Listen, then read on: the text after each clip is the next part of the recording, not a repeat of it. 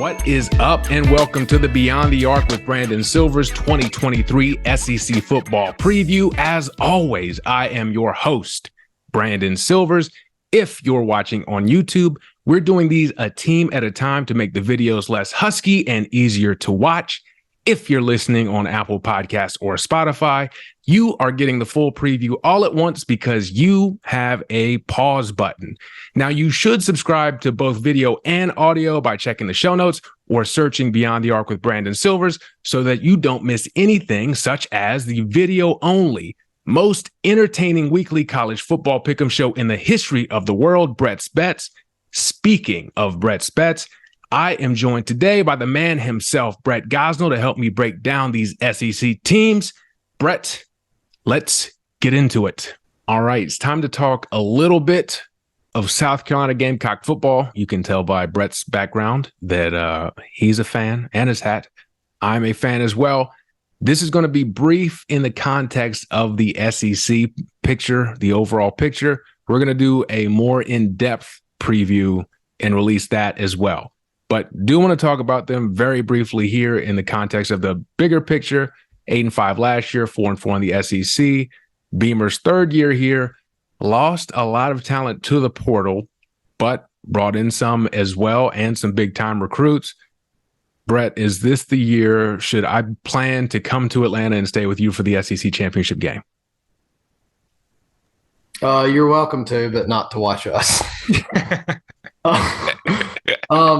So, like you say, I'll try to be as brief as possible here with this. Things are moving in the right direction. Recruiting is going very well. Amazing finish to the year last year. But this is not going to be the year we make the next step to 10 wins or anything like that. Still not nearly deep enough on defense.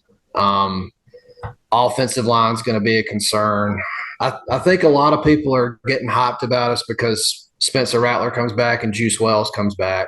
And those were the two main identifiable players on offense. But running back room is in shambles. Offensive line's in shambles. I don't know we got some options we'll get into later in the full preview to catch the ball outside of Juice Wells, but nothing proven. And then, like I said, the defense, questionable. So I'll be happy with 7-5 personally, just enough to keep this current recruiting class together and the 2024 class, which is looking outstanding, just enough to keep all them in the fold and just keep building. And then in a few years, we might make that next step.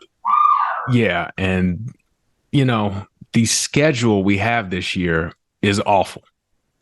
It always is. I mean, yeah, we will always have the hardest schedule. Like, just there's no reason to expect anything else. It's ridiculous. Like, we open up the season against UNC in Charlotte. That's going to be tough, I think, with our question marks on defense. Then we got to go at Georgia, at Tennessee. I mean, at least Satterfield's out as offensive coordinator. I hope Rattler can be a little bit more consistent.